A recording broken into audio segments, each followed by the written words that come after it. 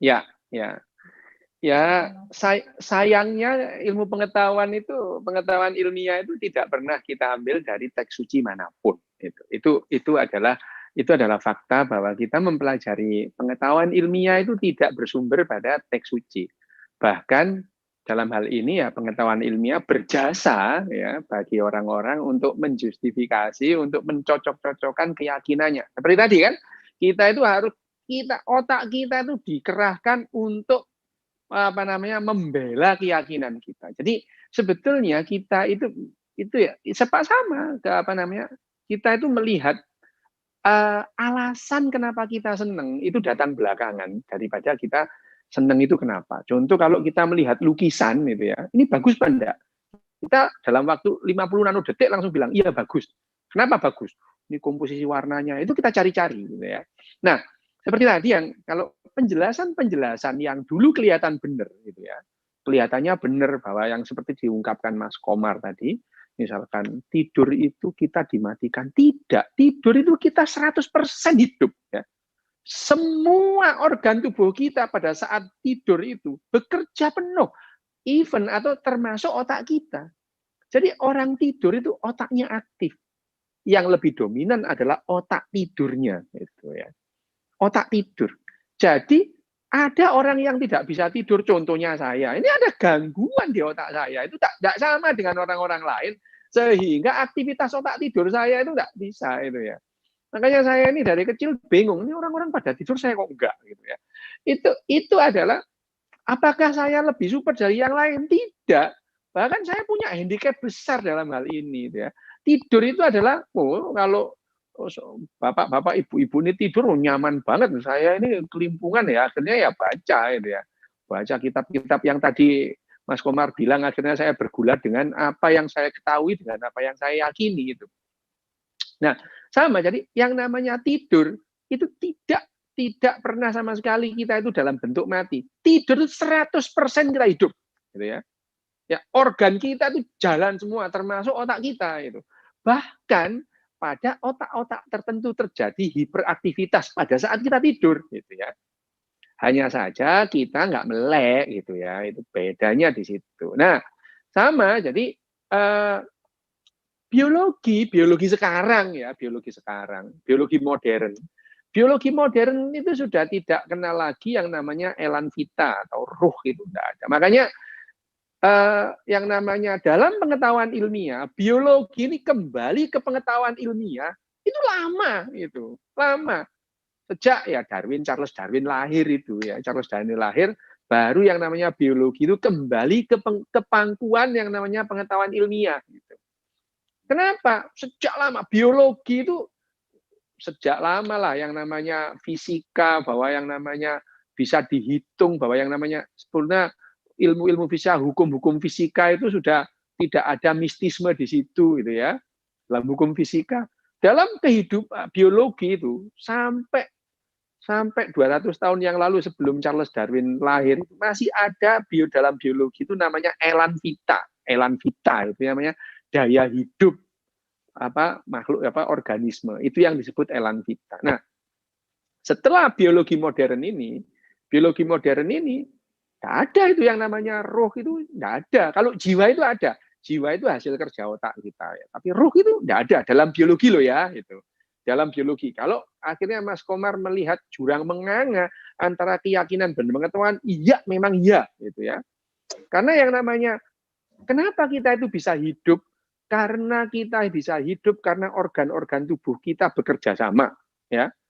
Ada yang namanya tugasnya jantung memompa otak, memompa darah, memberikan makanan kepada semua organ. Ada yang namanya ginjal kita yang memfiltrasi darah, membuang yang tidak penting dan menarik yang penting. Kerjanya liver juga begitu. Otak ini yang membuat kita punya perasaan sedih, marah, bahagia, sedih, bahkan tidur dan sebagainya, bahkan terus kemudian merasa nyaman kalau kita sholat, itu adalah hasil kerja otak kita. Nah, sekarang bagaimana kita menjembatani jurang yang menganga ini? Nah, itu tadi yang seperti Mas Komar bilang bahwa kepercayaan itu penting bagi orang, gitu ya, bagi setiap orang. Tapi yang disebut Mas Komar tadi bahwa Orang kalau nggak punya kepercayaan bisa gila. Beda itu. Gila dan kepercayaan itu beda. Orang beriman ya banyak yang gila gitu. Tidak ada yang namanya orang skizofrenia itu tidak bukan langsung orang yang tidak beriman itu bisa skizofren atau yang tidak beriman. Enggak. Faktanya adalah beriman atau tidak, kalau gila ya gila aja gitu ya. Karena ini adalah karena memang perbedaan di otaknya. Beriman gitu ya. Jadi kegilaan tadi itu bukan karena orang yang tidak. Kalau kemudian orang yang kemudian tidak percaya selalu bertanya-tanya, memang iya, hidupnya itu dalam kebingungan itu ya, saya sendiri itu ya. Ini benar apa enggak ya? Ini ada benar apa ya? Wah, cari bukunya sana sini saya sini. Tapi itu adalah bagian dari cara kerja otak saya yang seperti itu. Apakah ini terus kemudian berhubungan dengan depresi saya? Kelihatannya tidak gitu ya. Kelihatannya tidak. Meskipun saya depresi seumur hidup saya gitu ya. Tapi eh, apa namanya bahagia tidak berarti depresinya itu sembuh, sedih tidak berarti depresinya itu kambuh. Nah, pengetahuan yang sekarang itu kita tahu bahwa depresi itu tidak ada hubungannya dengan suasana perasaan. Sekarang pengetahuan sekarang. Nah, pengetahuan ini pengetahuan baru juga gitu. Jadi tidak masalah Mas Komar. Saya setuju bahwa kemudian seseorang itu keyakinannya itu terus kemudian mendapatkan hujah rasional, hujah pakai bahasa Arab jadinya. Ya alasan-alasan logis untuk mengafirmasi keyakinan. It's no problem. Memang itu adalah tugasnya otak kita. Kira-kira gitu Mbak Indah. Ya, baik. Baik Mas. Baik, kita mungkin buka dulu. Nanti bisa dilanjutkan lagi percakapan tentang ini. Tapi kita mau beri kesempatan buat teman-teman untuk bisa bertanya dan menyampaikan tanggapannya. Ini sudah banyak sekali nih Mas Ryu pertanyaan dan tanggapan di chat room, banyak banget. Tapi mungkin saya ingin memberi kesempatan dulu untuk Teh Iva. Yang bertanya tentang soal soal ateis, bahwa ateis itu juga tetap punya spiritualitasnya gitu, dan karena di tubuh kita ada G-spot. Enggak, Teh Iva silakan Teh Iva. Mana ya Teh Iva, masih ada nggak ya? Teh Iva. Ada Teh Indah. Ya, mangga. Iva, makasih dulu ya. Iya, sama-sama. Buat pinjaman akunnya.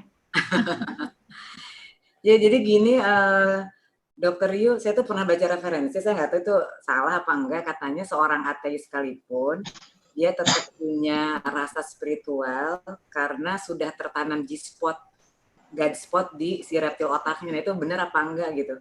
Dan belum pernah ada yang mengkonfirmasi itu betul apa enggak gitu. Saya lupa bukunya tahun berapa gitu. Waktu itu saya baca. Itu aja sih. Mau konfirmasi itu benar apa enggak gitu. Makasih. Langsung siap Mbak Indah? Kenapa? Ya, G-spot itu muncul tahun awal-awal tahun 2000-an, akhir tahun 90-an orang ngomong soal G-spot. Bahkan ada yang namanya helm god gitu ya, helm god. Kalau dipasang helm itu terus orang bisa merasakan pengalaman spiritualnya. Ya, helm itu berlaku bagi banyak orang sih, tapi nggak berlaku bagi saya. Saya pernah nyoba, nggak ada perasaan apa-apa itu, gitu ya, itu. Nggak ada perasaan apa-apa itu. Jadi memang ada, tapi yang namanya God spot itu bukan G-spot. Kalau G-spot itu di vagina. Kalau God spot itu di otak itu ya, bukan G-spot. Tadi agak dikit beda. Kalau G-spot itu di vagina itu ya, itu untuk merasakan sensasi yang luar biasa pada saat hubungan seksual, itu G-spot yang kena. Kalau di otak nggak ada G-spot. God spot yang disebut tadi itu God spot. Kalau God spotnya itu dirangsang, dia akan mengalami sensasi-sensasi spiritualitas itu. Itu awal-awal tahun 2000. Tapi itu sudah nggak berlaku lagi sekarang. Bahwa ada referensi-referensi banyak. Ini kita itu tahu cara kerja otak kita itu baru orang itu dokter itu tahu cara kerja otak, bagaimana otak itu menimbulkan rasa bahagia, nyaman, sedih, gembira, itu baru itu. Sampai tahun 60-an itu dokter pun nggak ngerti cara kerja otak. Baru setelah ada komputer ditemukan oleh Alan Turing akhir tahun 40-an, Terus kemudian orang baru mulai mereka-reka, jangan-jangan otak kita itu bekerjanya kayak komputer gini, gitu ya. Gitu. Ternyata memang iya, gitu ya. Jadi komputer ketemu dulu, baru kita mereka-reka, jangan-jangan otak itu bekerjanya seperti komputer. Sehingga neuroscience, kerja otak itu baru direka-reka tahun 70-an, dan akhirnya neuroscience berkembang baru akhir tahun 90-an, gitu ya. Akhir tahun 90-an, sehingga kita baru saja itu, baru kita mengetahui bagaimana otak menghasilkan rasa bahagia, bagaimana otak menghasilkan rasa nyaman pada saat mengalami spiritual, ada yang ketakutan, itu baru, belum lama itu. Bahkan kalau dokter nggak tahu pun juga nggak apa-apa, itu nggak masuk dalam pelajaran kedokteran. Kedokteran nggak ada neuroscience itu ya. Neuroscience itu kajian tersendiri. Biasanya yang belajar neuroscience itu adalah orang-orang psikiatri itu yang mengalami behavior neuroscience, atau ya ada dokter-dokter tertentu yang gila kayak saya gini terus kemudian belajar neuroscience, ya nggak apa-apa gitu. Gitu, Mbak Indah. Terima kasih, Dr. Rio. Ya. Ya, baik, Mas Rio. Mangga Tepan ya. Ini ada teman lamanya Mas Rio nih, Mbak WK. Oh, WK di Gunawan. Iya. Ya, apa kabar? Kelihatan nggak aku? Yungki kelihatan nggak? Kelihatan lah, WK. Boleh jangan pakai bahasa Surabaya ya, Mbak. Ntar yang Enggak.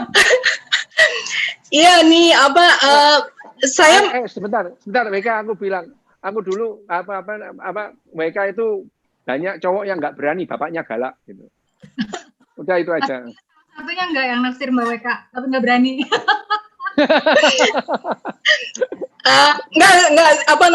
Yungki adalah sahabat baik saya sejak dulu tuh selalu lucu. Dia lucu, dia adalah orang yang lucu. Terus dia menurut saya adalah teman yang menyenangkan gitu, dan memang dia agak kelihatan lebih aktif gitu dibanding teman-teman yang lain gitu ya. Tapi dia adalah maksud saya dia adalah teman saya yang lucu gitu. Ya nggak, Yungki ya? Iyalah. Iyalah. Dan, ya, tapi betul perjalanan spiritualnya bagus ya. Perjalanan spiritual dia bagus sekali. Jadi dia menggali itu menurut saya itu sesuatu yang, kalau misalnya Skinner mengatakan memang manusia itu on becoming ya. Skinner kalau dalam behavior teori, on becoming process gitu. Jadi memang menurut saya tidak mengapa Yungki terus menggali. Kemudian saya ingin tanya nih Yungki ya. Aku arep takon yo. Saya mau tanya ya. Ya, oke. Saya mau tanya tentang menarik sekali ketika Yungki sampaikan tentang realita intersubjektif ya. Bahwa bisa berubah sesuai dengan kepentingan ya. Kemudian Yungki tadi ada sampaikan tentang ketika bersemedi, realita yang didapat itu adalah memang gua itu gelap, tidak ada cahaya gitu ya. Kemudian begitu berlama-lama memejamkan mata, kemudian terasa ada sinar. Kemudian Yungki ada sampaikan tentang penurunan kesadaran di situ. Jadi justru karena penurunan kesadaran dalam kerja otak itulah yang kemudian menyebabkan bersemedi itu terasa ada cahaya masuk gitu ya. Nah, saya ingin bertanya ya. Jadi sementara kalau kita lihat ya, banyak orang-orang besar itu melakukan berhening-hening, bersemedi gitu ya, kemudian justru mengeluarkan ide-ide besar gitu. Nah, bagaimana komentar Yungki dalam hal ini? Silakan. Terima kasih Mbak Indah, Prof. Komar, terima kasih. Assalamualaikum. Ya. Ini WK ini emang teman saya dari dulu itu. Ya, teman saya. Dia selalu ketawa melihat saya meskipun saya gila gitu ya. Dia ketawa, yang lain jengkel, enggak tahu dia itu kok ketawa lihat saya.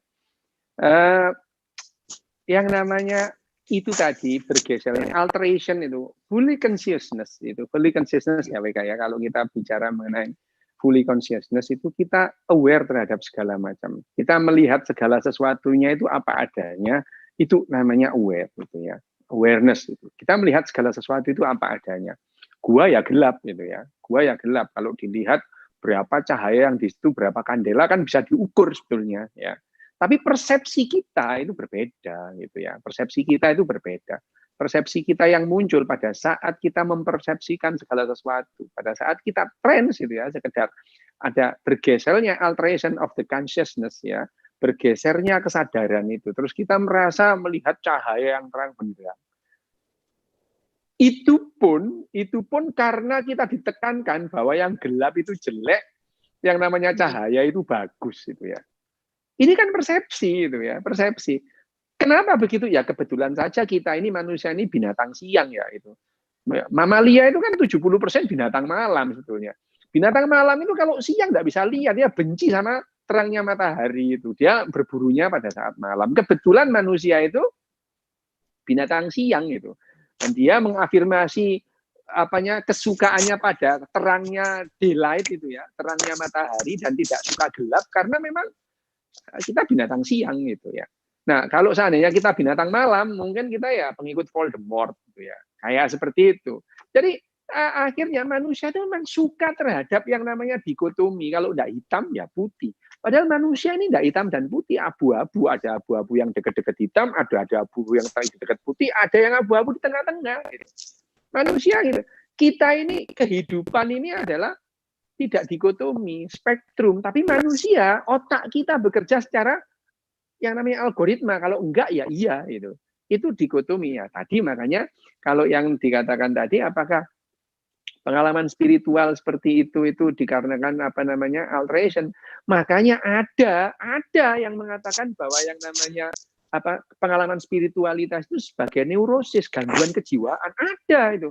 Tapi banyak yang tidak setuju itu karena pengalamannya bergeser. Kira-kira begitu ya, BK ya. Tapi tetap aja sih masih sepakat kita bahwa yang paling penting adalah kita merasakan nyaman gitu. Bahwa kita memang tidak diharuskan bahwa kita itu mengetahui kebenaran itu enggak apa-apa. Manusia tuh ratusan ribu tahun enggak tahu yang namanya bumi itu bulat ya bahagia-bahagia aja kok ya. Orang-orang besar zaman dulu misalkan ada Konstantin the Great itu kan enggak tahu bahwa ada galaksi Andromeda di sana, bahwa luasnya galaksi Bima Sakti itu adalah 200 juta tahun cahaya. Enggak ketemu, dia tetap jadi orang besar. Dan biasanya orang besar itu bukan ilmuwan ya. Biasanya itu ya. Orang-orang gede itu yang jadi raja di pahlawan itu bukan ilmuwan. Ilmuwan biasanya stres itu terus mati sendiri. Itu ya gitu. Iya gitu. Gitu ya. Jadi biasanya bukan ilmuwan. Ilmuwan besar itu orang-orang stres biasanya itu ya. Orang-orang depresi itu. Tapi kalau orang ini ya contoh ya. Depresinya Alan Turing berujung pada bunuh diri gitu ya, itu berujung pada bunuh diri itu ya. Tapi depresinya Winston Churchill dan Abraham Lincoln membuat dia jadi orang kayak gitu. Jadi depresi tidak selalu atau kemudian dia berujung pada dia jadi kontraproduktif, tidak itu ya. Namanya Abraham Lincoln itu dia besar gitu karena depresinya. Winston Churchill seumur hidupnya depresi, dia berjuang melawan depresi. Nah, itu tadi ya namanya orang-orang besar tadi itu. Memang ya, memang kita itu bisa jadi orang besar kalau bisa memuaskan banyak orang. Gitu. Biasanya kan kalau ilmuwan itu kan jengkelin itu. Ada orang bilang gini, salah, keyakinan ngawur gitu. Jengkel orang digituin itu, padahal memang ngawur sih gitu. Tapi kalau orang ngawur dibilang ngawur marah itu. Alah, kamu percaya gituan itu kok kamu percaya. Sama misalkan itu ya. Kalau misalkan itu Nabi Musa misalkan, Nabi Musa itu triknya cuma dikit. David Copperfield sama Deddy Corbuzier triknya lebih banyak itu ya. Itu kalau kita membandingkan itu lebih banyak. Tapi kan bukan hanya jumlah trik gitu menentukan seseorang itu jadi besar itu ya. Itu pun kalau Nabi Musa ada gitu ya. Kalau ada gitu ya. Kalau seandainya itu perumpamaan ya nggak apa-apa juga gitu ya. Itu adalah pelajaran dari mbah saya dulu itu ya. Yang penting dalam sebuah narasi atau cerita itu bukan secara faktual cerita atau narasi itu ada, tapi yang penting itu kamu bisa mengambil nilai dari itu. Nah, itu mbah saya itu yang seringkali berantem sama bukan berantem ya, diskusi sama saya seringkali kan itu ya. Yang paling penting dalam sebuah cerita itu ya, adalah bukan bukan cerita itu terjadi secara faktual atau tidak gitu. Tapi kamu bisa mengambil nilai. Nilainya apa? Misalkan Pinocchio juga nggak ada, tapi cerita Pinocchio bisa menginspirasi kita tentang mana yang bisa kita ambil sebagai kebaikan, sebagai keburukan. Kira-kira gitu. Iya. Ya kalau kita sekarang belajar biologi modern, ya pusat kesadaran itu di otak. Ya.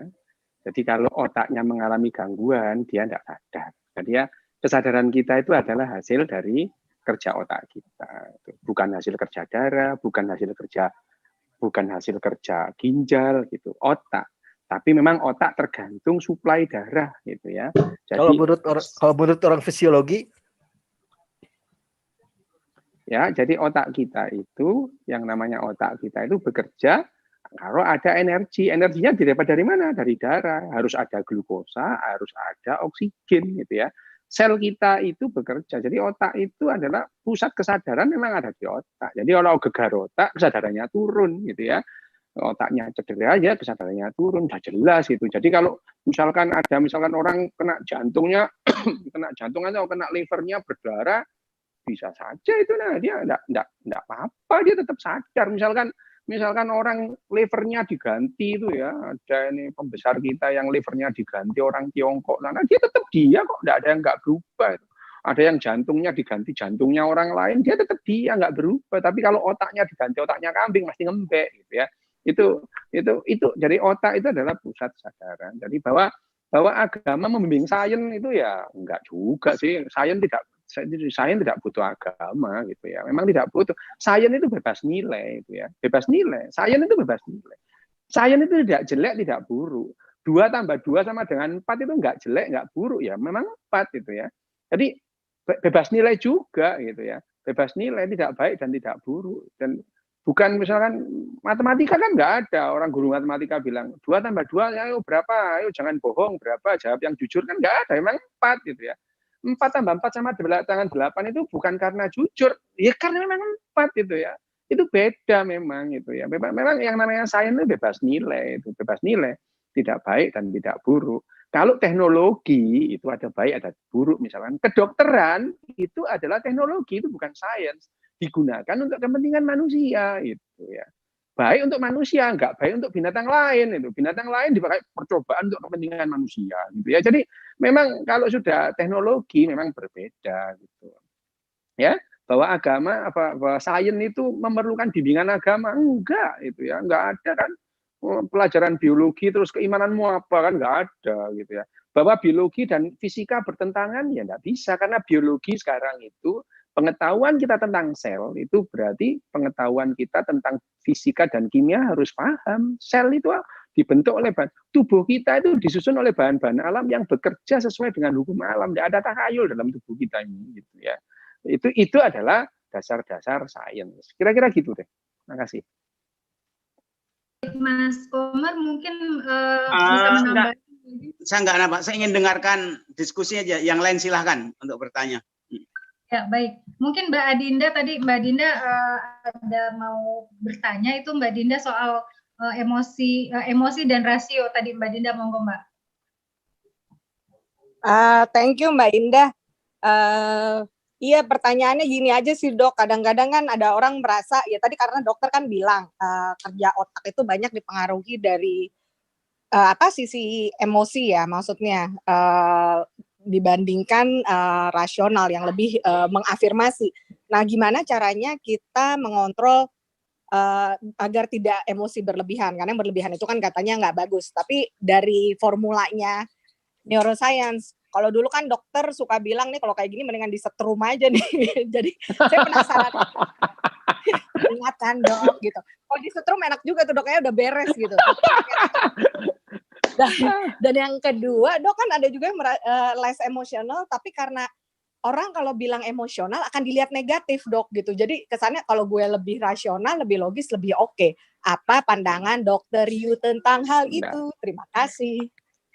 Dinda, gini ya mengenai emosi dan rasional. Emosi itu adalah kemampuan otak dalam mengenali pola, itu emosi namanya. Ya, kemampuan otak dalam mengenali pola itu adalah emosi. kita itu ya, kamu Dinda ya, Dinda kamu naik motor itu bukan pakai rasional, pakai emosi itu ya. Kita naik sepeda itu belajar sepeda itu, maaf, itu bukan dengan rasional, itu dengan emosi itu ya.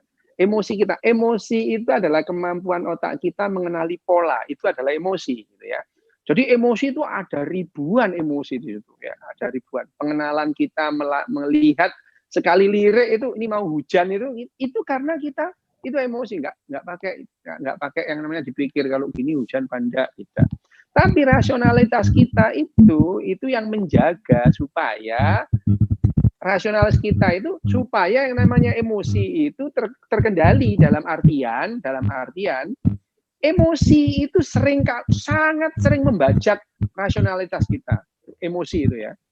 Sangat sering membajak rasionalitas kita. Misalnya, kalau sering saya pakai contoh itu, misalkan Dinda ya, pulang dari kantor jam 5 sore, udah waktunya pulang. Itu adalah keputusan otak rasional.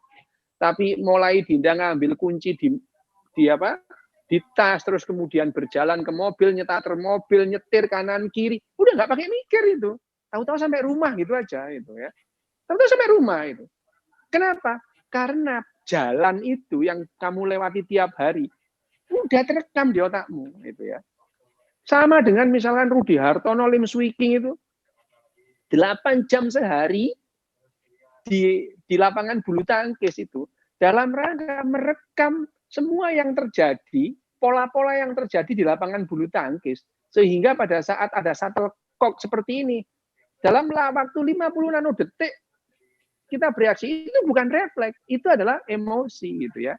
Nah, sama misalkan Dinda tadi misalkan dari kantor memutuskan pulang itu ya, terus kemudian nyetar mobil kan nggak lagi terus ini diputar kanan apa kiri, nggak pakai, itu sudah otomatis semua. Itu adalah didrive oleh otak emosi. Tapi otak emosi kita memang sering membajak rasionalitas kita. Misalnya contoh, Dinda mau pulang terus mau memutuskan saya nanti mampir apotek beli obat. Itu sering kali lupa itu. Tahu-tahu sampai rumah. Lah, lupa. Itu adalah contoh bahwa yang namanya emosional kita itu sering yang membajak namanya rasionalitas. Ya. Tapi kalau emosional, ngamuan, lah itu beda lagi ceritanya ya.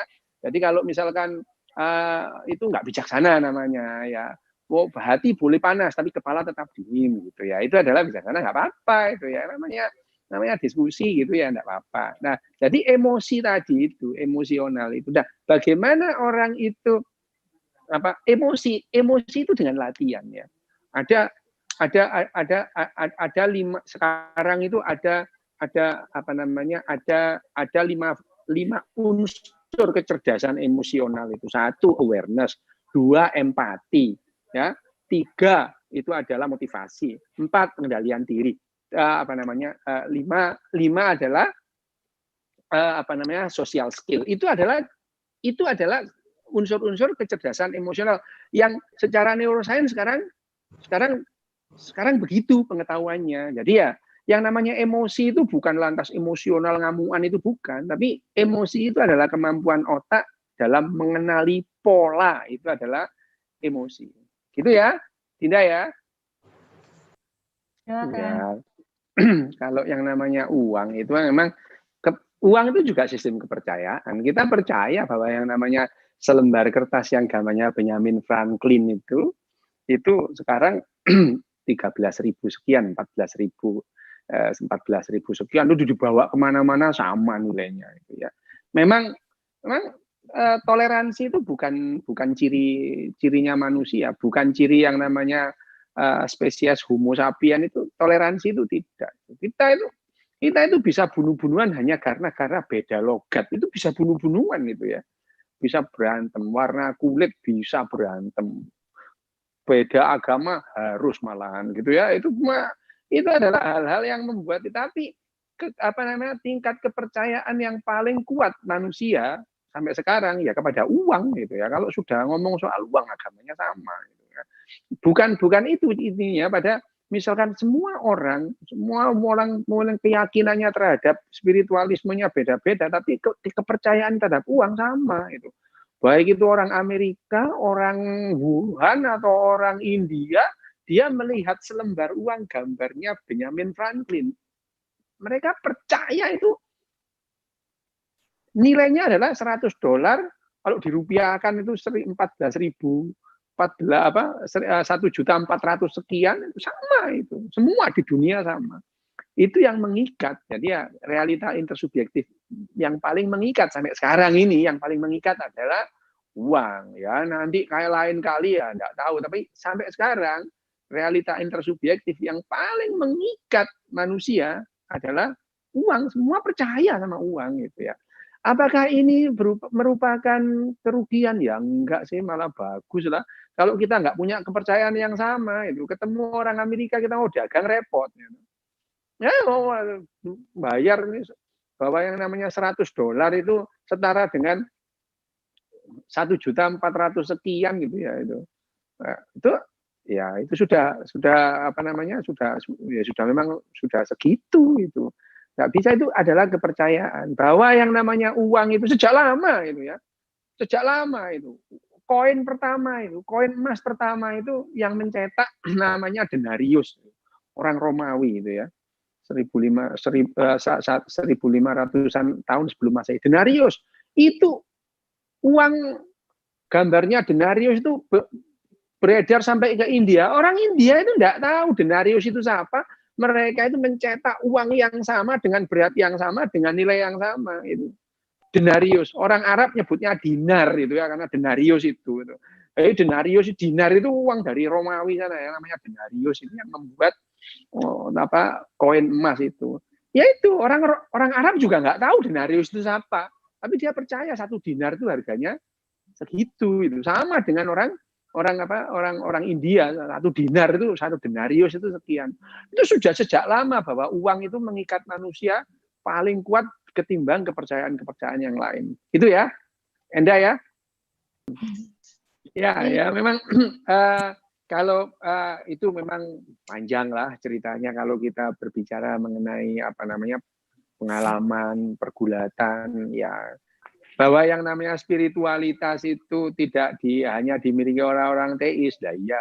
Kalau sekarang kalau kita bilang meme itu ya, meme kalau Richard Dawkins bilang meme itu ya spiritualitas itu meme yang disampaikan oleh Richard Dawkins itu ya spiritualitas itu pada saat kita bertemu dengan orang lain terus kemudian persepsi kita, realitas kita, realita intersubjektif kita bertabrakan akhirnya menimbulkan meme itu kehidupan.